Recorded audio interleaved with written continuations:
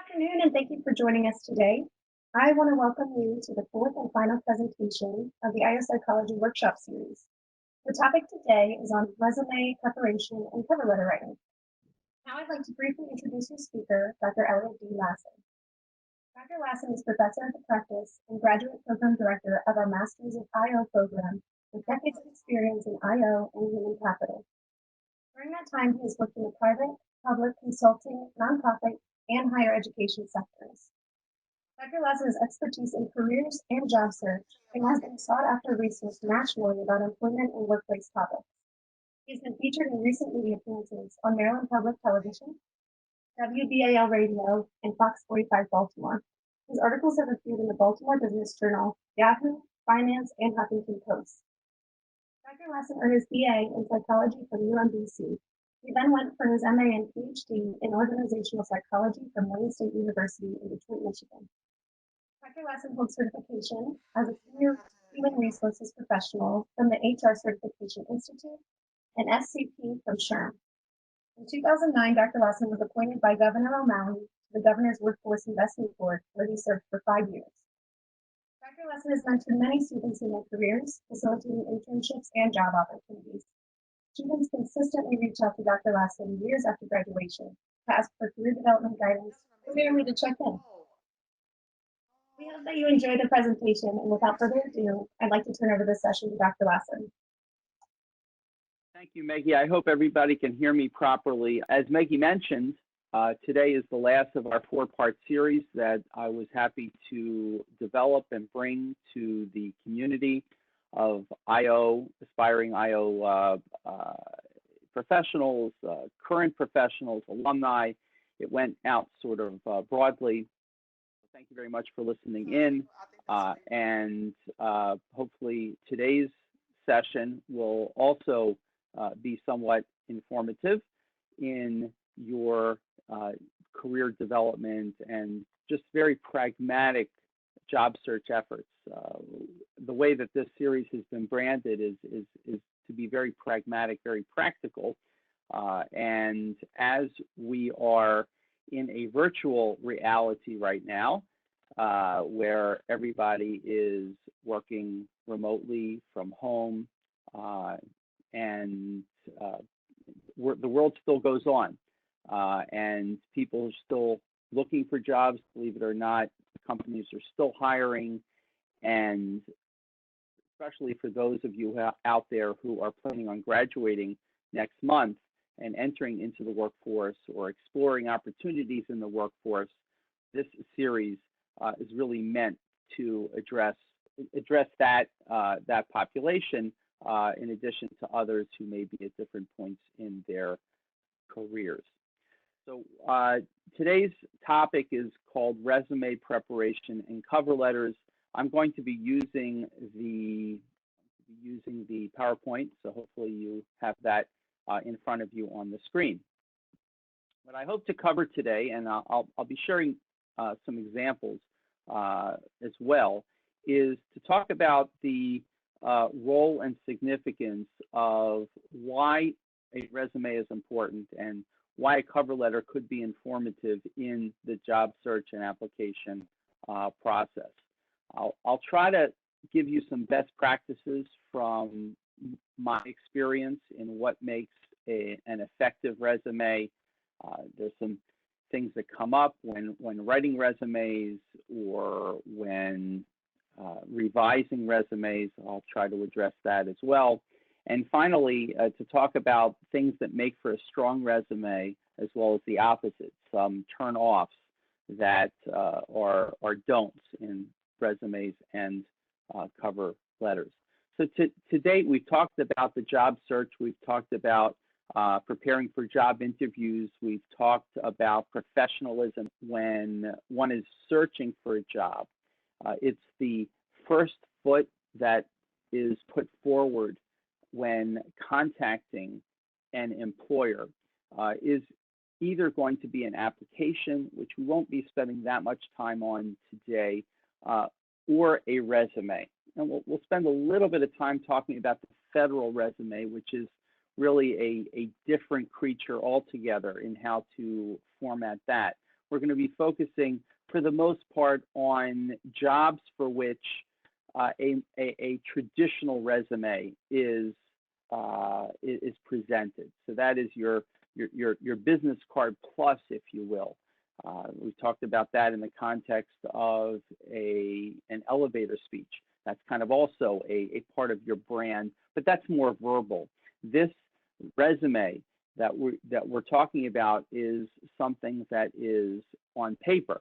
As much as we can say paper today, it is something that is static, but the purpose is to be informative.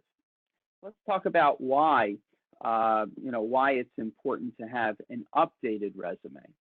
So an updated resume obviously is one that is good to go, and because people might find out about a job opportunity a couple days before the deadline for application, or there is a certain sense of urgency to send it to the potential employer.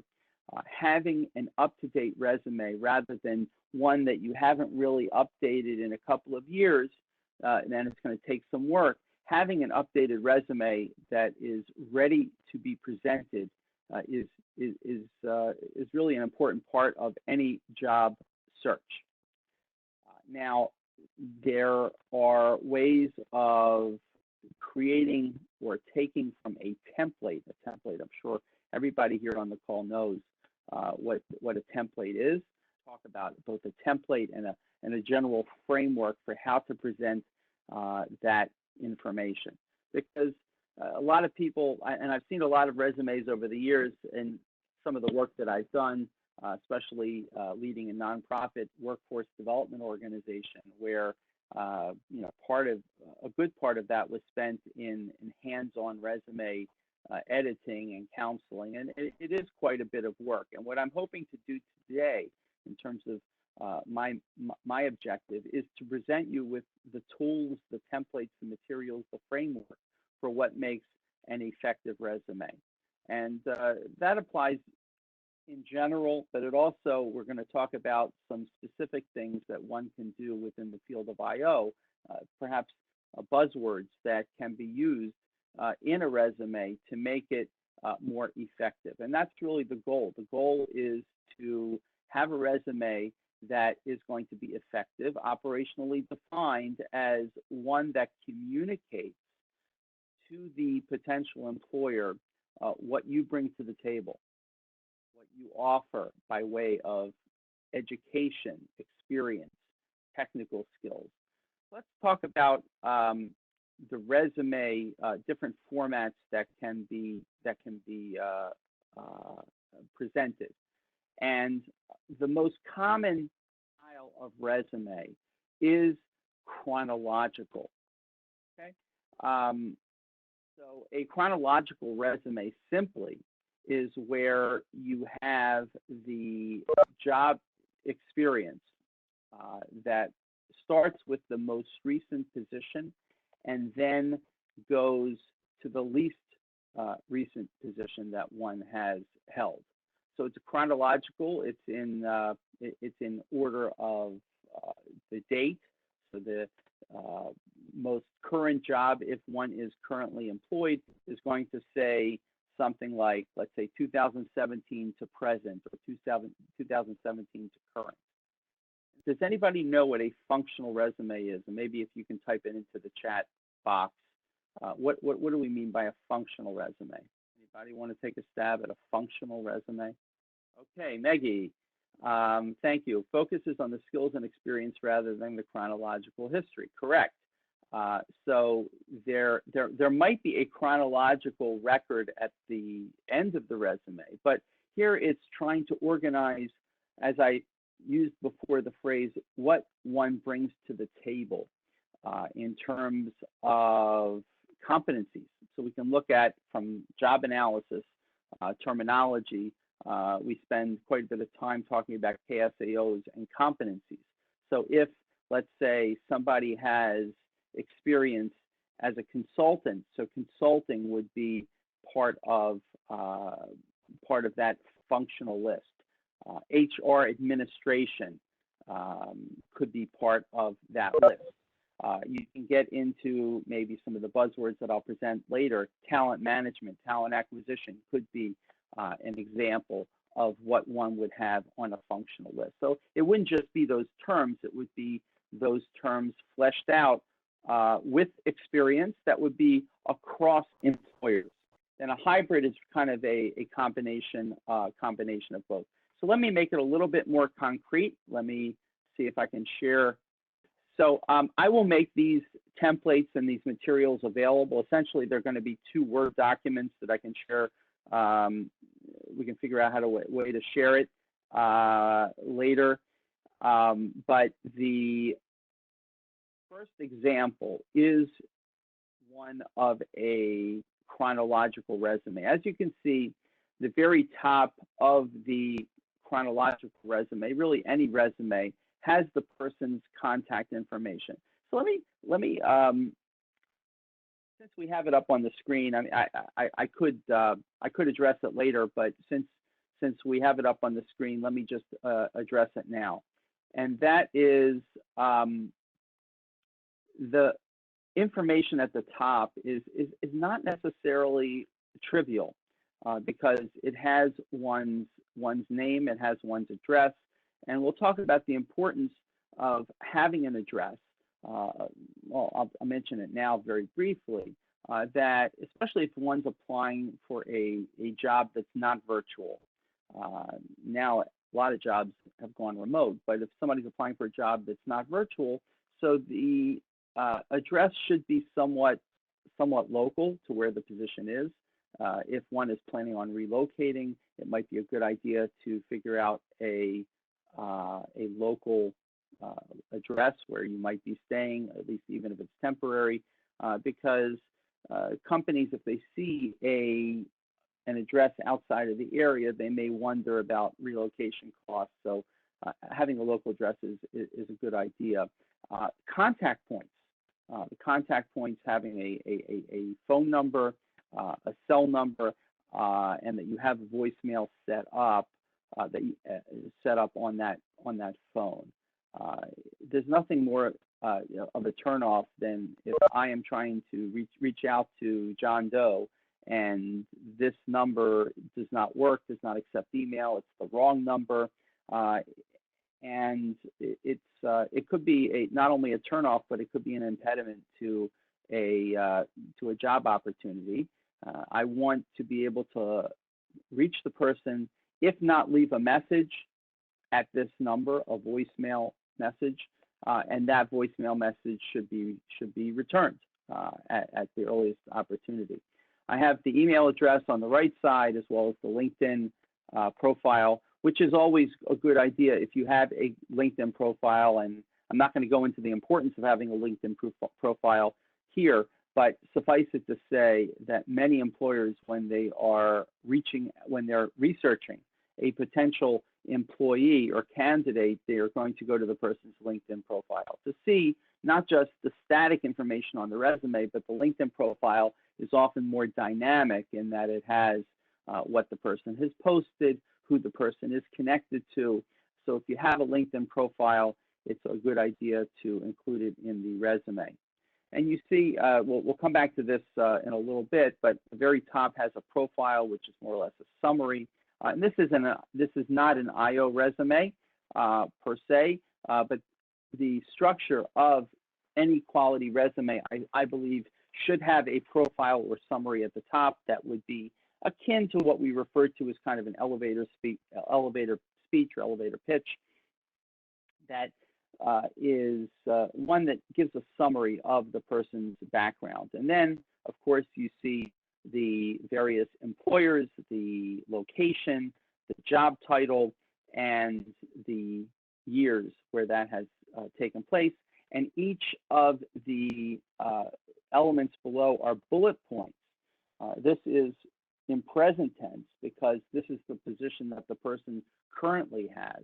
So it provides, compiles, greets at the very beginning of the line, as opposed to Chesapeake Construction, where it's in the past tense, because that has already been done. It's ended in 2000, 2015. Then there's an indication of the education, technical skills and certifications, and foreign language proficiency. To contrast that with a functional resume, this second example that you see up on the screen is an example of a functional resume. So instead of having the job stints that the person held in chronological order, here across jobs, what I've done is created functions, functional areas, sales and marketing, communication. Could have more than two. I wouldn't have 10. I would say somewhere between maybe 3 and 5 could be appropriate. It's a relatively small resume in terms of length. And then it has the technical skills, and then it just has the work history. And there are reasons for doing it this way. I will just mention one of the reasons why when I've advised people to use a functional resume, and that is where there's been some sort of gap. I know that's a very common question that comes up. You know, let's say there's some sort of gap. This, to some extent, obscures the gap in the gaps in one or more gaps in the resume, because it puts more front and center, and usually what gets noticed is going to be the information that is included towards the beginning of the resume. But let's say if there was a gap, in this case there is no gap, but let's say there was a gap where the person was not working between 1994 and 1996. A savvy resume reviewer may pick up on that. And what is the reason for a gap? It could be for people that are taking time off for raising children. It could be a degree, and therefore one can account for that gap with a degree that the person is going for. So there are ways of explaining the gap in any case, even if you do a chronological. But here, this obscures the gap to some extent. Maybe there's a reason relating to unemployment, or you know, unfortunately, you have people that have been part of the prison population where the time is accounted. You know, it needs to be accounted for, but you know, the time was spent in an incarcerated state. So there's sometimes some reasons for doing a functional resume rather than the chronological, but the chronological, I should say, really remains the most common. And I'll just flip through this example of what we call a hybrid. So it's got the functional areas: management, communication, and marketing. And then it has, as opposed to what we saw before, this has by the job, it has a more detailed description. It doesn't just have the listing of what the person did on, you know, I'm sorry, it doesn't just have a listing of where the person worked and the date, but it actually has more detail for each of the jobs. So this is called a hybrid resume. It does make for a bit of a longer resume, but it does combine the best of both worlds in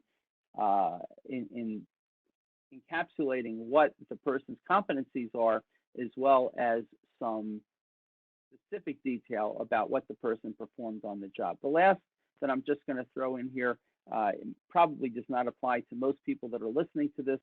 This is more of like a graphic resume, and this is maybe an older version of a graphic resume. There probably are you know, more elegant templates for that that would maybe show certain graphic design skills or use of different software packages to put together a resume. But for the most part, I think that most of the people on this call are going to either be using the chronological, which is the most frequent, or the functional. And just as an FYI, at the very beginning of this document that I'll share, it just has some additional additional information related to the various templates. Okay, let me go through you know, some other points on this slide. One question that I get is, how long can a resume be? It's kind of akin to sometimes when I give students assignments, you know, how many pages does it need to be? And I would say that it really depends. It depends on how far you are into your career. It also depends on whether a resume is expected to have some, let's say, record of somebody's research. Now, if it's where publications is going to be important to present somebody, we sometimes refer to that as a CV.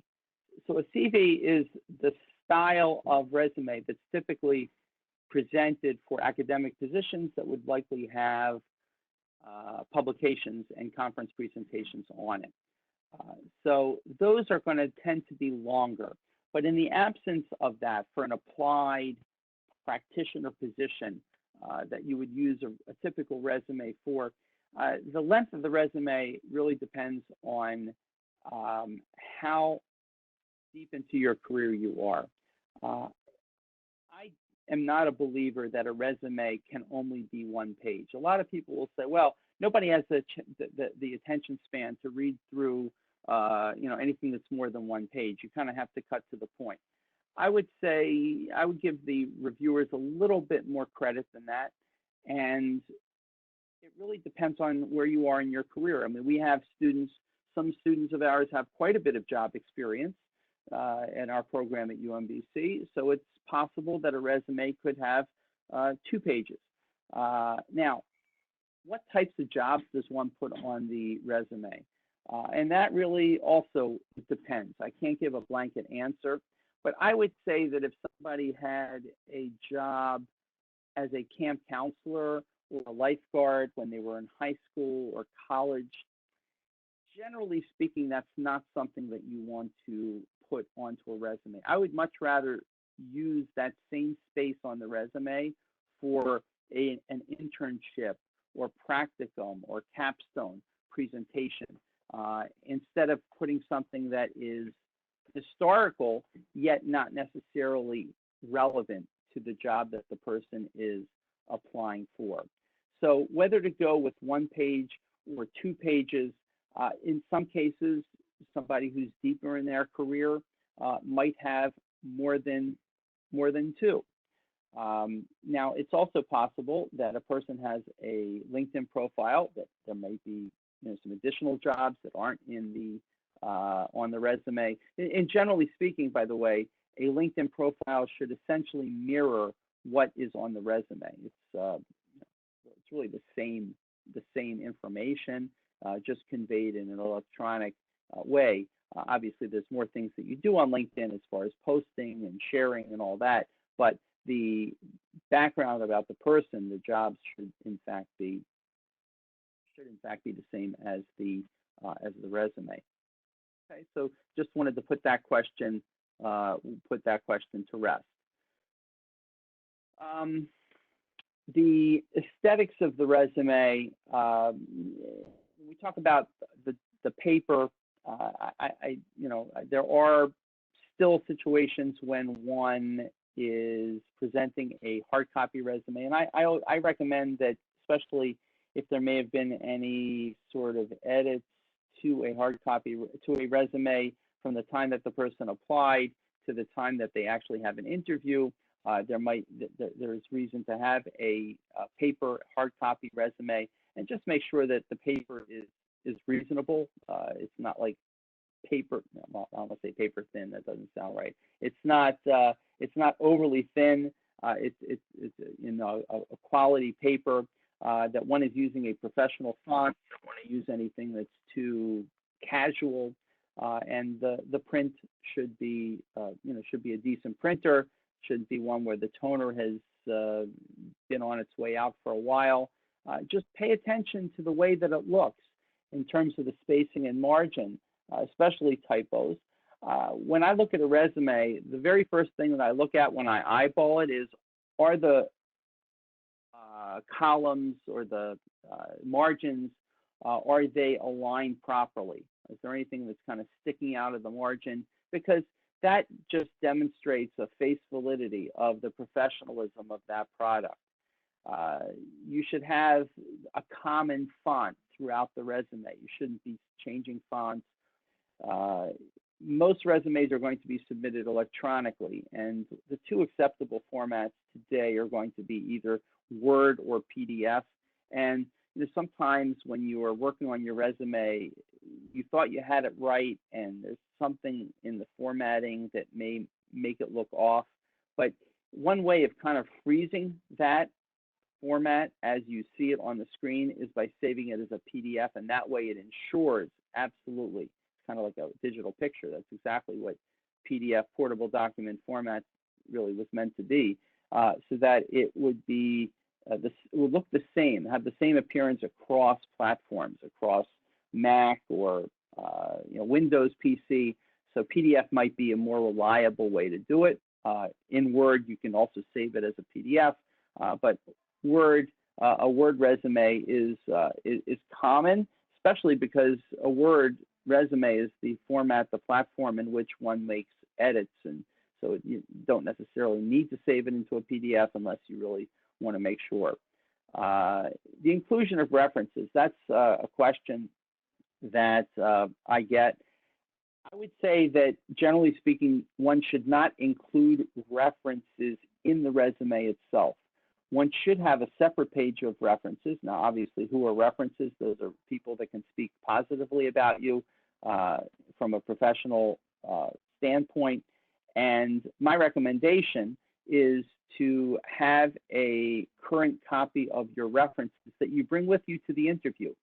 And if the interview goes well and the interviewer wants to kind of move forward quickly, they may say, if you can, when you get back home, if you can send me a copy of your references. And at that point, you can simply say, oh, by the way, I have a copy of the references with me. And that way you can hand it to that person. Why not put it on the resume? Well, there are some legal implications. If, let's say, you have to really, as a job seeker, as a candidate, you have to give explicit authorization to the company to contact your references. Otherwise, there's a whole, legal issue out there with regard to negligent references and references that are not saying over the full story or slander. So the process of checking references has become a little bit more regimented, and therefore I would recommend not including it on the resume itself. References available upon request, I think that's just a throwaway line, and if you're pressed for space, it's really superfluous. If they really want to move forward and they want to get references, then they're going to request them. So I wouldn't even address references in most resumes. All right, so let's go to the next slide. The letterhead, the name and contact information at the top, I kind of went through the importance of having that. The name that you use, it's going to sound a little basic, but the names that you use should be your formal name. It should be the name that you go by, your legal name. And sometimes if somebody gets married and has a change of name, you want to make sure that everything is sort of aligned with your paperwork. So that's something that one should just be aware of, that your name should be your current legal name, and your contact information should, of course, be what will connect the potential employer with you. We talked about before in the example having the profile and summary at the top. At the end of the profile or summary, one should have objective. It could be a general objective, seeking an entry-level position in IO psychology, such as interested in a role, early career position in a consulting firm. Okay, so that takes it one level below just the general IO psychology or HR, and a good resume should have that. And of course, any job that you present it for should have that section, specifically the objective, that is consistent with the job that you are applying for. It shouldn't say seeking a job in an accounting firm as a human resource director, where you're applying for a job at a law firm or as a consultant. So there should be some consistency with that objective and the job that one is applying for. The job experience, education, and training. One question that comes up is what section to put first. Do you put education first, or do you put your experience first? And I would say that if somebody is really right out of school and has no job experience, let's say a college graduate who didn't work before they started, then if one is really just graduating college, then I could see the education kind of coming first, because that is something that you're really trying to put out there. I have a degree in computer science from UMBC. Let's say if you're applying for a job in that space. And that way, it makes sense that the person is only 22 years old, doesn't have a lot of experience, and is interested in getting a job with a consulting firm as a computer scientist. So then that would be appropriate to have experience first. But for the most people who have a little bit of experience, you want to include the education, but you would include the section on experience. You would have the section of the experience position before the education and training. And then we get into technical skills. The technical skills are a helpful thing to put in there, because if there is, let's say, in one of the STEM fields, and you have a programming language, or you have a specific experience with a software package, like computer adaptive design or something like that, then that would be helpful to put in there as a technical skill. I would venture to say that what you would put down as a technical skill in 2020 might be different than perhaps 10 years ago. Knowing Microsoft Office, Microsoft PowerPoint, and Word, I wouldn't necessarily include that as a technical skill, because that really doesn't differentiate one from everybody else. Because it's kind of like, okay, I know how to drive. So I would say that you would reserve the section on technical skills for things that are more specific. Okay. Beginning of the resume, as mentioned before, is the header or letterhead. And I don't think there's really much more than I can recommend for this particular section that I've not already talked about, with the exception of the email address. Now, the email address, as I mentioned, I think last time when we dealt with professionalism in the workplace, the email address that one uses should be a personal email address rather than a corporate one. You don't want to put your email address of your current employer. That's not good form. And also, whatever you use as your personal email address, it should be neutral. Maybe first name dot last name, or first initial last name, maybe some numbers, but it shouldn't be anything that's cutesy. It should be professional. And then with social media, I'll just mention this briefly. I talked about the possibility of LinkedIn, but there might be a Twitter handle, a Facebook page that they really just use for casual use, or Twitter or Instagram. You don't want to put that. That LinkedIn is one that pretty much everybody just uses for professional purposes. The summary or profile at the very top. Just go through this very quickly. I don't want to be redundant. It really would start off as where you are in your career. So if you're early career or entry level, then that would explain what level of position you're interested in at that potential employer. The same thing if you're more seasoned on the other end, if you've had director level experience, or if you've been to the C-suite of an organization, that would be executive level, then that would be your initial brand that you would offer up in your summary or profile. And one thing that I like to really emphasize here is to use aspects of your experience or key skills that are unique. You should avoid common cliche. So things like multitasker, or someone who's a problem solver, somebody who has great communication skills. So that, if I always say, if I were to be conducting a seminar and I were to ask 100 people that are sitting in the room, how many of you think that you have good communication skills? Almost everybody would raise their hand. How many of you think that you're a multitasker? Everybody would raise their hand, because if you have two windows on your computer open at the same time, then you're by definition a multitasker.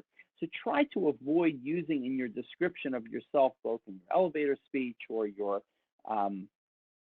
on your resume, in your summary or profile, avoid using expressions that are not distinguishing you from everybody else. So that's just a guide. It should be, you shouldn't just use words as filler words to put into the profile, but what you should put down should be somewhat unique. In some areas, being bilingual, in many areas of the country, bilingual means Spanish, proficiency. So if applicable, then that would be something to include.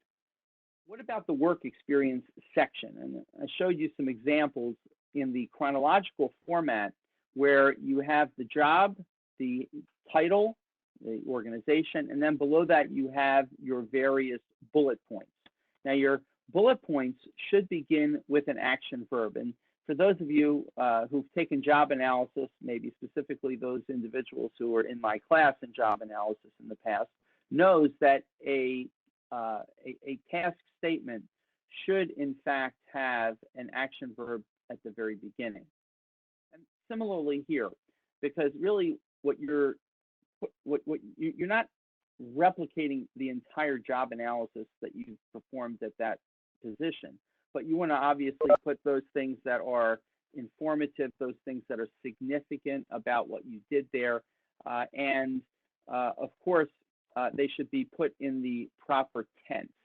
So if it is a job that you currently hold, it should be in present tense. If it's a job that you have held in the past, it should be in past tense. A statement, a bulleted statement in one's work experience should begin with an action verb and then have a certain level of detail, similar to maybe a task statement in a job analysis. Always try to use,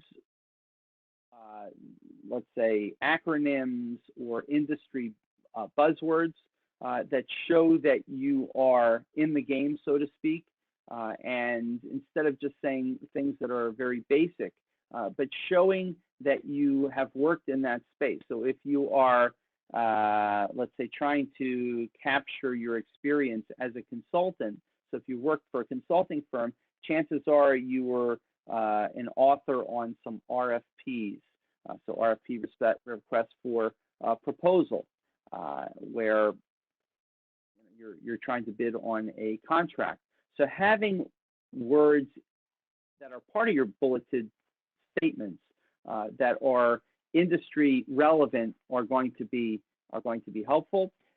Cite accomplishments, and what do we mean by that? Take credit for things that you were that you should be taking credit for. So don't be don't be bashful. But one way of citing accomplishments is to try to quantify your accomplishments and achievements. And the way that one does that is, if you think about a resume having many words on them, a resume has a lot of words, whether it's a functional resume or a chronological resume, it's actually going to be numbers that are going to stand out. Numbers that have maybe percentages or dollar signs, so it's going to visually stand out. In addition, when you put in percentages and numbers, then that is more objective, as opposed to people being able to say good things about themselves. Yeah, okay, you're a multitasker, you put the general cliches that we talked about, but putting things in there that are specific, that you can quantify, dollar amounts of savings, percentage of accident rate reduction while you were an HR director. That is going to be impressive. And it's objective in that you can point to the data and that nobody can quibble with that. If you say that you're above average, then that is not something that is necessarily provable. So that's one aspect of quantification. Another approach to quantification, another strategy, is to use what I call frequency words. And frequency words in the English language, we would classify them as adverbs, show how frequently you perform something. So if you have to do something once a month, so I know that you had responsibility to do that 12 times a year, that you were responsible for generating a report 12 times a year. Okay, so if you have that level of responsibility once a month that the company had to count on you to do, then that's a certain recurring responsibility that is significant to the company. Or if you have to do something once a week. So those frequency words should appear in those bulleted statements.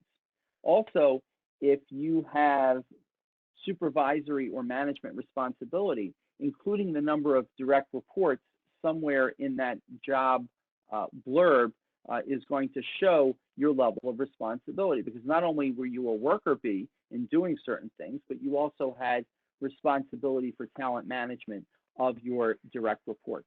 So that is what I would say about work experience that would make a solid entry for any given job. Examples of IO type of tasks or responsibilities or functions that the person has engaged in, and you could see this on a functional resume, or you could see it in the bulleted portion of your job experience. So these are some IO related buzzwords, but there are many others that one could come up with. In the education section of a resume, of course, you're going to put what degrees you have: master's degree in IO psychology. If there's any sort of minor area or certificate that one has earned, then that would be included. If one doesn't have a degree for whatever reason, let's say if you're counseling somebody else in how to write a resume, at least a person should include relevant coursework. If one has a bachelor's degree and a master's degree, generally speaking, the more recent degree, which would be the master's degree in most cases, would come first on that list. If a person has had any sort of relevant training courses, a workshop that they attended, at a university, or they have a SHRM certification, for example, CP or PHR or SCP or SPHR, then that would be something to include. Some IOs have coaching certification. So all of those relevant trainings should be included at some point in the resume. Usually it's at the bottom near the technical skills. And if you're a member of any professional association, I think that also plays well in showing that what you've done is relevant to your career, like PSYOP, PTC, SHRM would be examples of that. Technical skills that a person has experience with. It could be a human resource information system like which we call HRIS, like Workday is an example of one of those. SuccessFactors, PeopleSoft. So those are different systems that a person might have experience with. In the analytics space, R has become very big right now as an open source programming language, data analysis. SPSS, of course, we're all familiar with. As mentioned before, generally do not put references on a resume. Upon request is acceptable, but I would argue that it's somewhat superfluous. You really want to put that in there, that's fine. But if the company really wants to get at your references, then they'll figure it out. Okay. I mentioned gaps in employment, and one way of hiding a gap in employment, as I mentioned before, is using a functional resume. There are other ways of identifying a gap in employment, and we'll talk about cover letters in a minute. We haven't really spent time on cover letters, but that is a cover letter is another place where one can address a gap in employment. A gap in employment generally speaking, my experience in counseling people based on child rearing or school, maybe some short stints of unemployment if a company closed its plant, or if somebody, if somebody had some other challenges, being out front on that, I think in a cover letter, I think would preempt any presumptions that the reader might have. Okay. When we get to like this impression management, let me just focus on this point. It's called veracity. You want to be honest as to what your job title is. One of the perhaps the most embellished aspect of resumes, and we could talk a lot about resume embellishing. I'll just say that for the most part, you should be truthful. When it comes to gaps in employment, one way of addressing gaps in employment is through a functional resume, as mentioned before, because you can sort of obscure the years that the person has not been actively working, where there's no organizational entry. One of the, I guess, a couple of the reasons why a person might have a gap in employment. Number one, they may have been raising a family, so that not necessarily for just a year. It could be over a period of a decade, let's say, between the last job and when they're applying now. So a gap in employment could be explained, could be not explained, but could be finessed through a functional resume. But it also can be explained in a cover letter that will be out in front of that gap and kind of explain that away. Another reason for a gap in employment is when a person was trying to upgrade their education. And there might be some periods of unemployment. My recommendation is to try to preempt any sort of assumptions that the employer might make about a gap in employment by just being transparent as to what was going on at the time. With regard to resumes should obviously be truthful. I would not recommend anybody embellish to the point where they're giving information about themselves that are totally untrue. And in fact, one of the biggest areas of embellishment in a resume is job title, because in some cases, a person does not have a formal job title, and they make one up for when they present that job in a resume. And maybe if they really were a secretary and all of a sudden they become an office manager. You have to be careful with that, because sometimes your job duties that you list below might not match the job title. So if you say that you're a director or something, or you're a manager, when it's obvious that you've not really directed or managed any people, then that's going to come across as a little bit of an inconsistency. So I'll just leave it that one should be truthful in what job title they use for a resume. How far back, concurrent assignments, and sometimes, let's say if a person's working part-time and then they're working full-time, you don't necessarily want to put them in the main section together, one after the other, because then it's going to look like you're kind of double timing. But let's say, for example, somebody has a job as a security guard at night.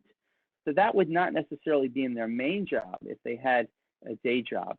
So their day job should be front and center in their chronology. And then there will be a section at the bottom below that would be something like other employment for part-time or volunteer work, especially, you may even have volunteer work as a separate section. And that could also be a way of accounting for a gap in one's resume. Let's say they were raising children, but they volunteered. They managed the PTA, where they had to come up with spreadsheets and project management and things like that. So that could be a helpful experience towards the next job.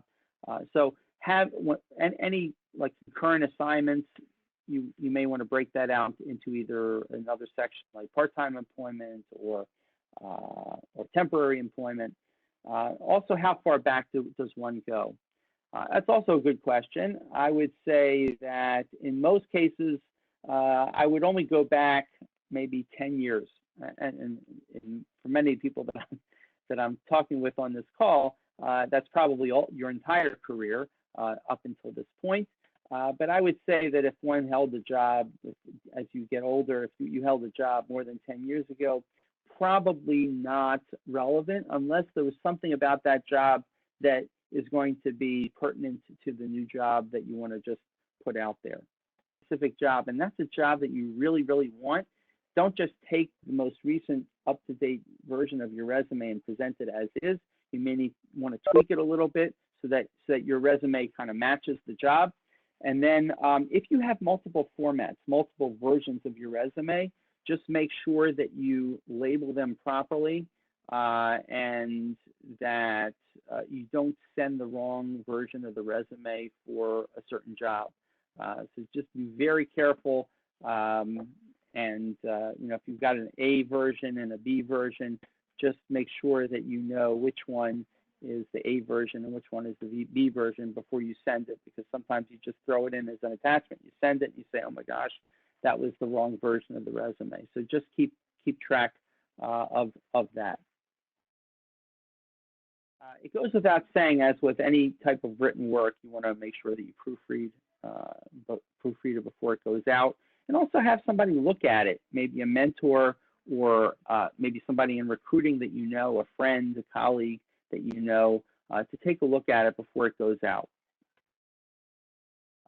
When you are looking for a job, you should have a copy of your resume accessible to you, especially if you're traveling.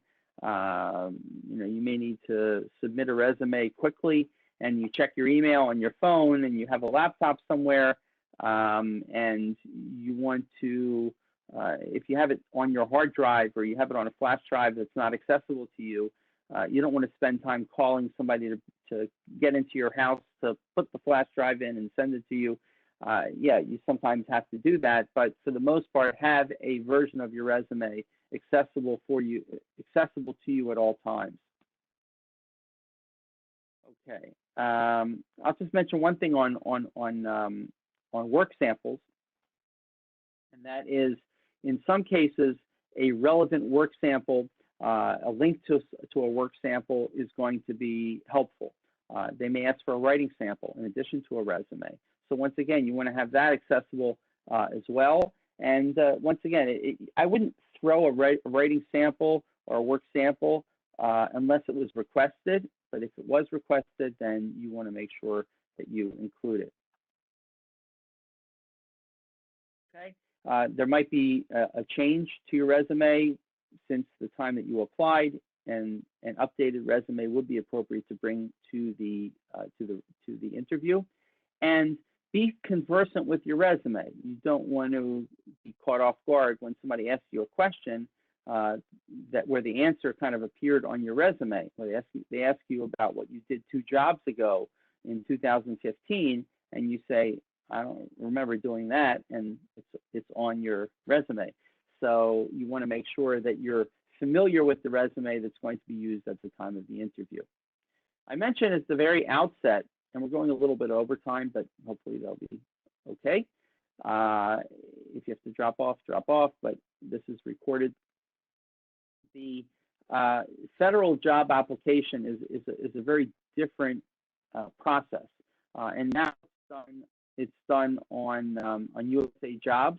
So that is a process that relies on keywords, and I'm not going to get that much into it unless there's interest, but I think other people do a better job in giving workshops on federal resumes.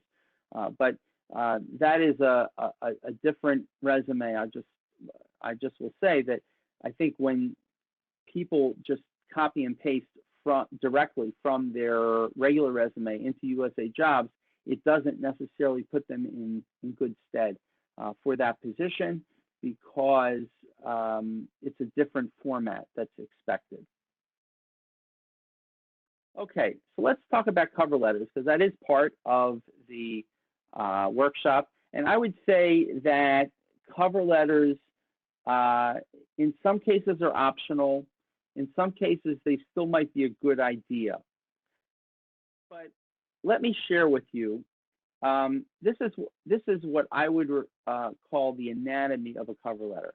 So it has the same letterhead at the top, but the purpose of the cover letter is to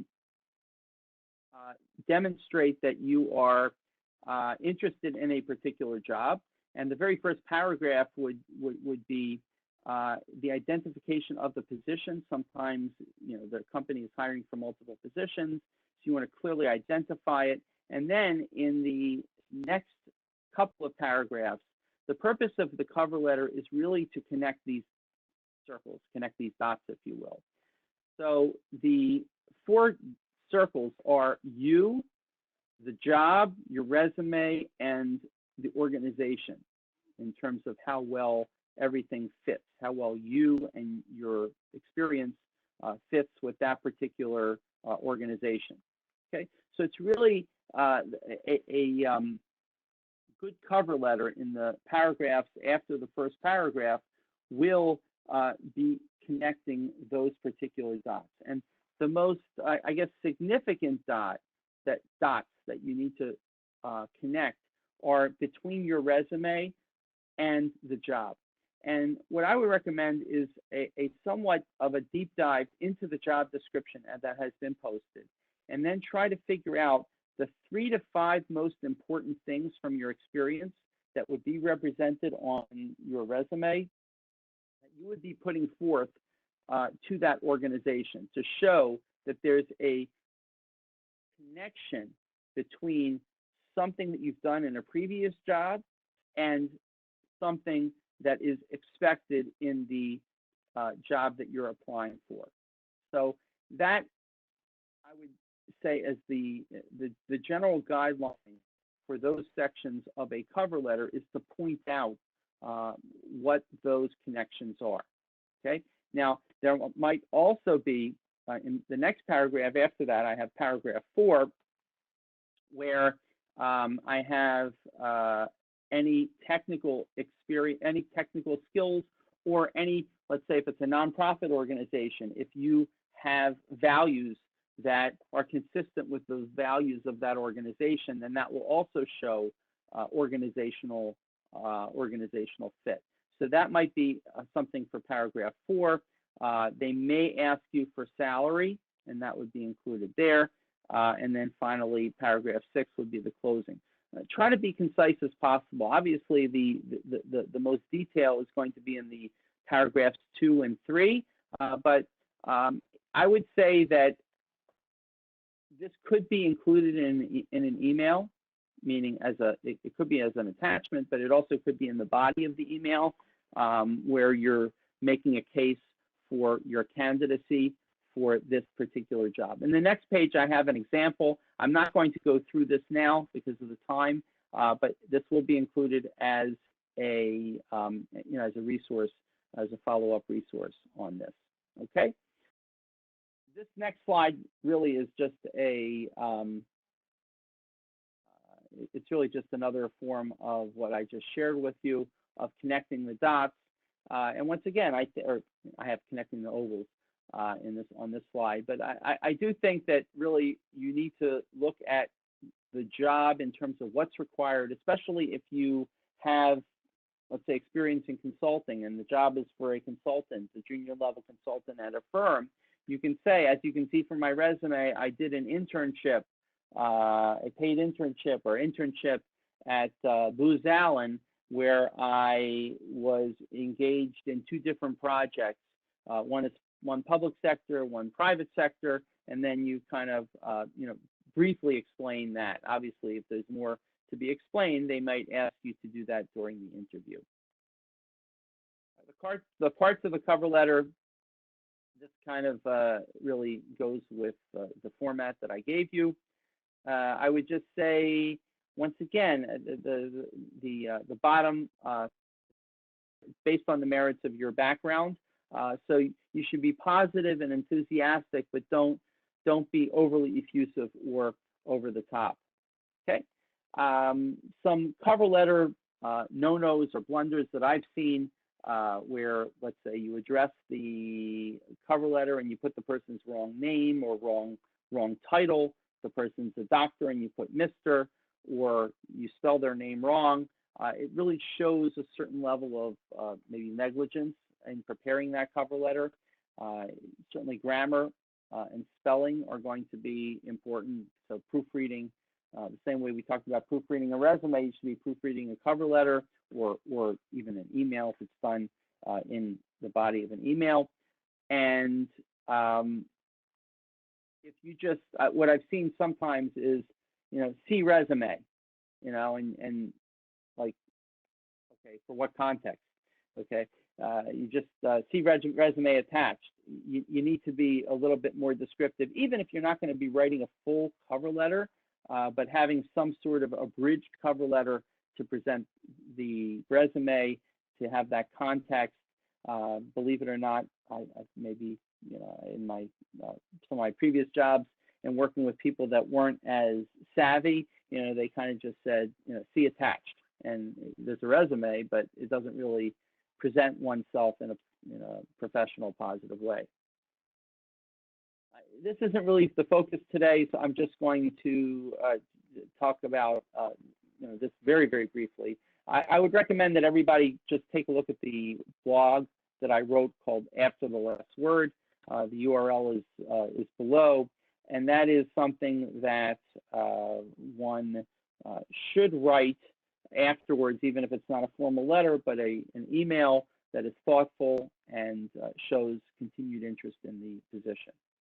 Okay, are there any questions? We're a little bit over time here, I see. Elena, what if you're not an active member of a professional organization? Then just don't include it. You can omit sections where you have no content in it, but I would, for people that are interested in getting a job in the field, having a student membership at least in a professional organization is something that I would want to see. Well, Maggie, I think we can